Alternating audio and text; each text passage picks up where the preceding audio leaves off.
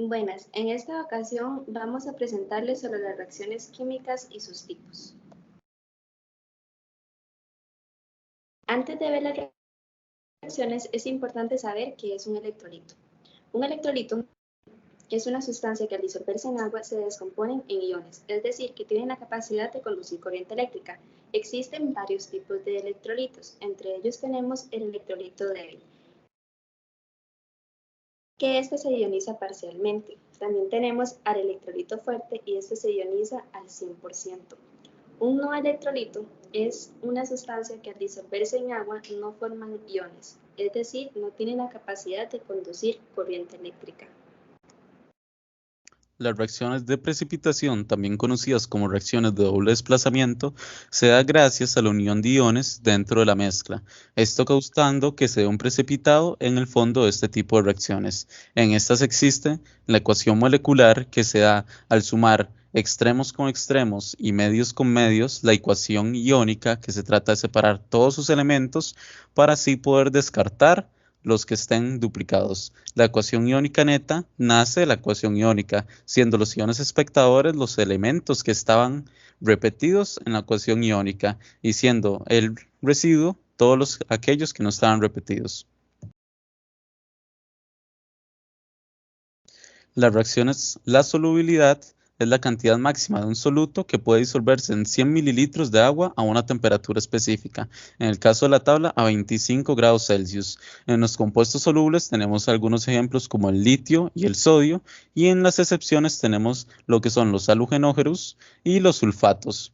En los compuestos insolubles tenemos a los carbonatos y a los hidróxidos, con sus excepciones de aquellos compuestos que contengan iones de metales alcalinos y el ion de amonio, y los compuestos que contengan iones de metales alcalinos y el ion de bario más 2.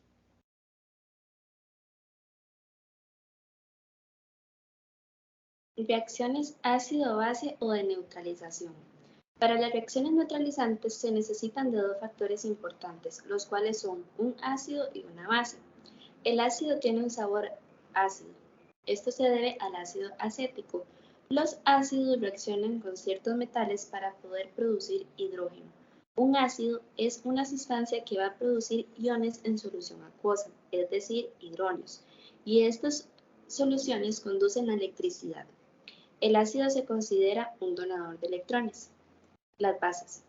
Las soluciones acuosas de bases conducen electricidad, poseen un sabor agrio y al ionizarse en agua forman OH. Las bases son consideradas receptores de electrones. Reacciones de neutralización. Esa reacción es cuando se une el ácido y una base y van a reaccionar para neutralizar las propiedades del ácido y de la base teniendo como producto la producción de sal. Primeramente debemos de recordar que un ácido más una base va a formar sal más agua.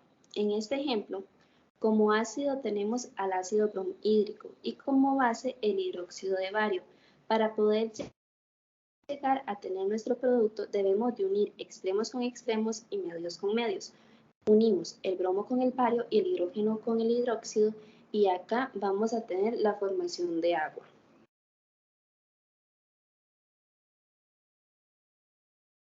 Otro tipo de reacción es la reacción de reducción-oxidación, también conocida como la de redox. Esta consiste en una transferencia de electrones. Cuando tenemos una ganancia de electrones se le va a llamar reducción y cuando tenemos una pérdida de electrones, oxidación. Tenemos dos tipos de agentes, los reductores y los oxidantes. En este ejemplo podemos observar al estroncio y al oxígeno que son elementos libres y tenemos una regla donde el elemento libre o que esté en su estado puro tiene número de oxidación 0. Podemos ver que tenemos dos semireacciones, la de oxidación, que es cuando perdemos electrones. En este caso, el estroncio pierde 2 electrones, ya que pasa de número de oxidación 0 a más 2. Tenemos 4 electrones que podemos sacar multiplicando los 2 del estroncio del reactivo y los 2 del estroncio del producto. La reacción de reducción es cuando ganamos electrones. En este caso, el oxígeno pasa del número de oxidación 0 a menos 2. Y el 4 de electrones se saca multiplicando el 2 de los reactivos y el 2 de los productos del oxígeno. Para sacar el agente oxidante nos fijamos en la semireacción de reducción, siendo este el oxígeno. Y el agente reductor se saca en la reacción de oxidación, siendo este el estroncio. Los electrones transferidos van a ser 4 electrones. Lo primero que debemos de saber de los números de oxidación es que consisten en la carga del átomo en una molécula al transferir electrones. Estas cumplen con una serie de reglas. La primera es que los elementos libres o en estado puro van a usar un número de oxidación igual a 0. En los iones monoatómicos cuentan con un número de oxidación que es igual a la carga que poseen. En el oxígeno usan números de oxidación de -2, sin embargo, hay excepciones donde va a usar el -1. El hidrógeno usa número de oxidación +1, pero en caso de los hidruros va a usar el -1.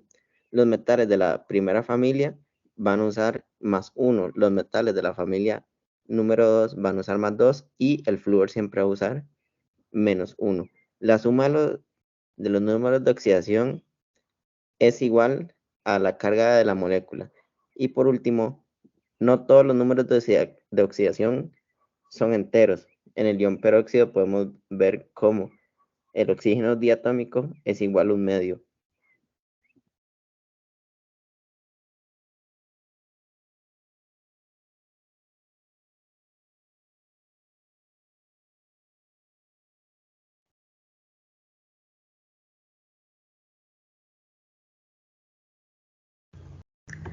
Tenemos diferentes tipos de reacción dentro de las reacciones de reducción-oxidación. Por ejemplo, la reacción de formación.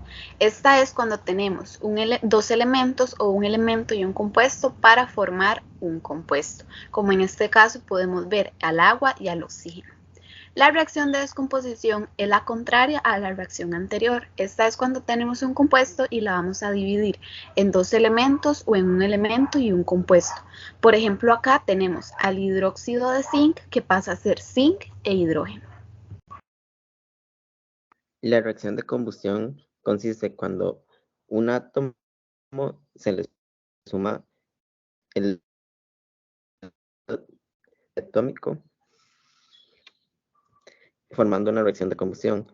En este caso podemos ver cómo el isoctano se le suma el oxígeno diatómico y este forma la reacción de combustión del octano.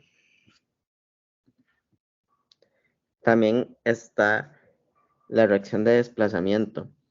Esta podemos ver que es cuando en un compuesto se le suma un átomo y este átomo tiende a mover algún átomo del compuesto. La reacción de desplazamiento del hidrógeno es cuando este es movido. En este caso podemos ver cómo el zinc llega a mover al hidrógeno. En la reacción del desplazamiento del metal podemos ver cómo el cobre logra mover a la plata. Sin embargo, hay que destacar que aquí se tiene que cumplir un orden, que es la tabla que vemos a mano derecha. Y por último, la reacción de desplazamiento de un halógeno, podemos ver cómo el cloro mueve al yodo. Sin embargo, aquí hay que destacar que al igual que en los metales, cumplen un orden donde el flúor puede mover a cualquiera de los halogenuros, mientras que el cloro solo puede mover al bromo y al yodo. Y el bromo solo puede mover al yodo y el yodo no puede desplazar a ninguno. Agradecemos su atención y esperamos que hayan comprendido el tema.